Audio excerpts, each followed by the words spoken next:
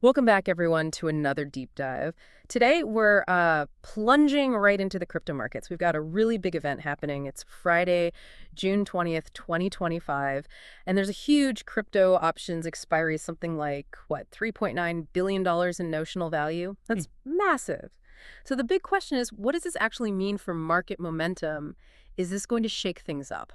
That's what we're here to unpack today. Exactly. And we're drawing on a great source for this, a recently updated article looking specifically at this $3.9 billion expiry and its potential impact. It gives us a really current snapshot, covers Bitcoin, Ethereum, all the key details right up to today. And yeah, the goal here is really to help you quickly understand what matters when these big contract expiries hit, and also, crucially, how those outside factors are playing a role too. Okay, let's get into it then. $3.9 billion combined, mostly on Deribit, expiring today.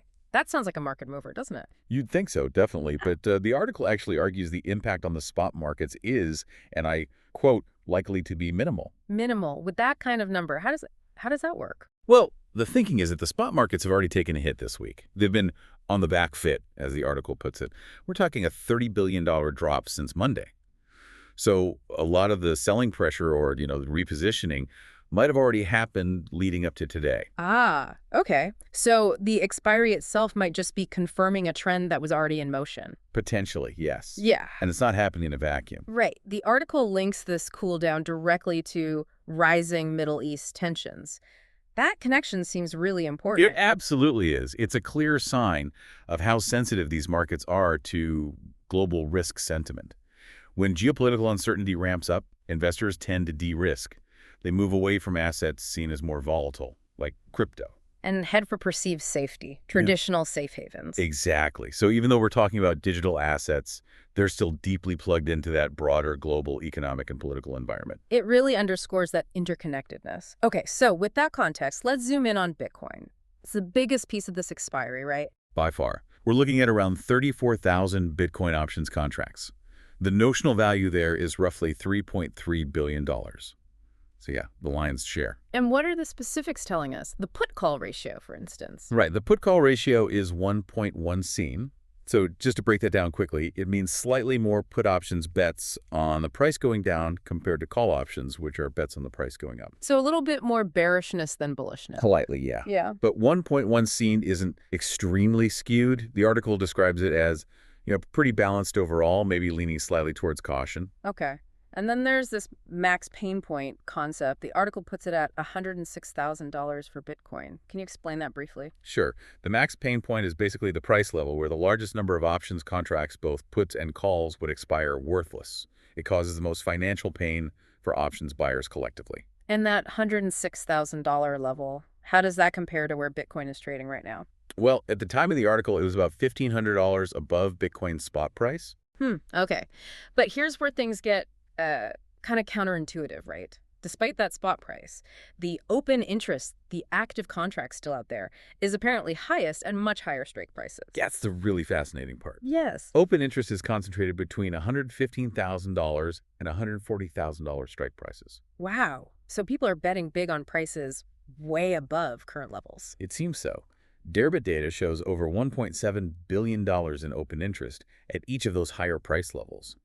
The article interprets this as bullish speculators remain confident. So it's like two different stories playing out. Short-term caution, maybe driven by the news, but longer-term conviction. That's a good way to put it. Yeah. You might have short-term traders reacting to, say, the geopolitical news, while longer-term holders or speculators are looking way beyond that, placing bets on significant future upside. Interesting dynamic. Okay, let's switch over to Ethereum. What's happening with its options expiry today? Ethereum's expiry is smaller, but still significant.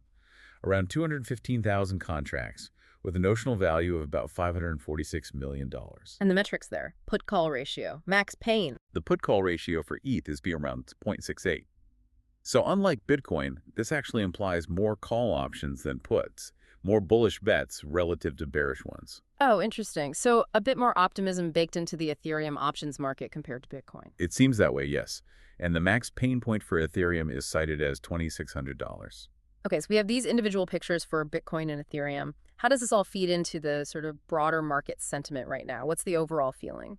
Well, pulling in that weekly update from Greeks Live that the article mentions, the general description is one of predominantly bearish sentiment among traders currently. They note many traders are holding short positions, which kind of aligns with that slightly higher Bitcoin put-call ratio we saw. And are there key price levels everyone's watching? Definitely. For Bitcoin, the big support levels are $104,000 and then $100,000. Those are seen as pretty critical. For Ethereum, support seems to be holding around $2,500. And the article mentions a specific worry tied to that 104K Bitcoin level, doesn't it? About altcoins. Yes, it highlights significant concern about altcoins being dead if 104K is lost. Wow. Dead. That's strong language. It really shows how much hangs on Bitcoin's stability for the rest of the market. It absolutely does. It acts as the bellwether. And again, just reinforcing the external factors, the article explicitly mentions the geopolitical tensions around Iran, adding to the uncertainty. So all this volatility and uncertainty, it forces traders to behave differently. There's mention of them having to flip sides fast. Yeah, exactly. The piece notes that traditional strategies, specifically gamma strategies, tend to underperform in these conditions. Gamma strategies.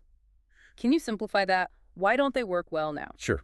Think of gamma strategies as ways to profit from or hedge against expected small price movements. They often rely on a certain level of predictability or contain volatility.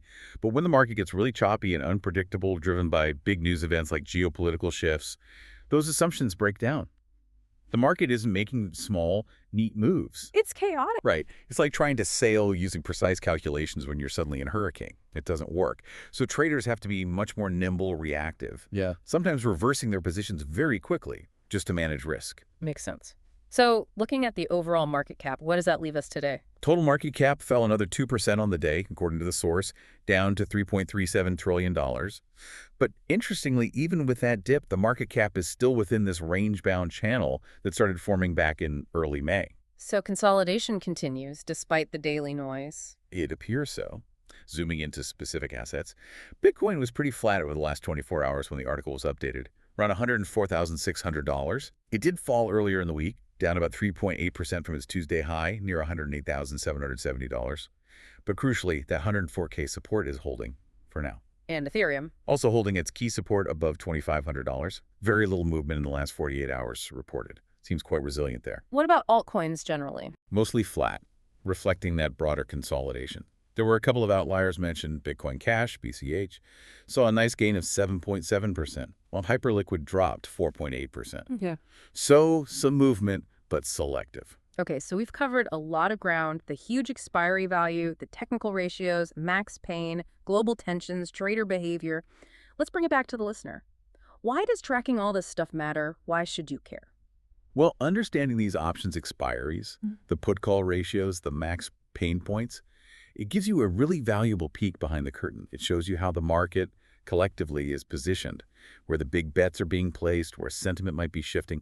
It's more than just looking at the current price. It's about the underlying structure and psychology. Yeah, it helps you see potential pressure points or areas of confidence that aren't obvious just from a simple price chart. Exactly.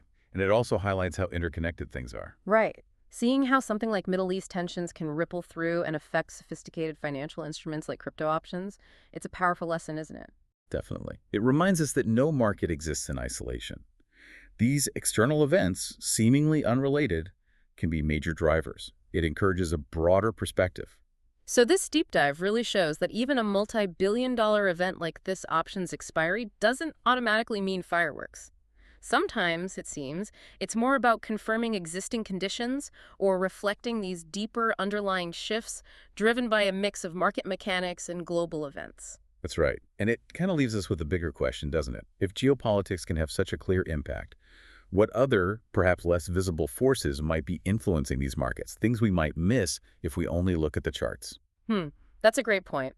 So maybe something for you to think about is this. How can you use this understanding the interplay between technicals like options data, global events, and market psychology to develop a more nuanced view? How can it help you interpret what's happening beyond just the immediate price headlines? Definitely something to mull over as we all continue to navigate this complex and fascinating space.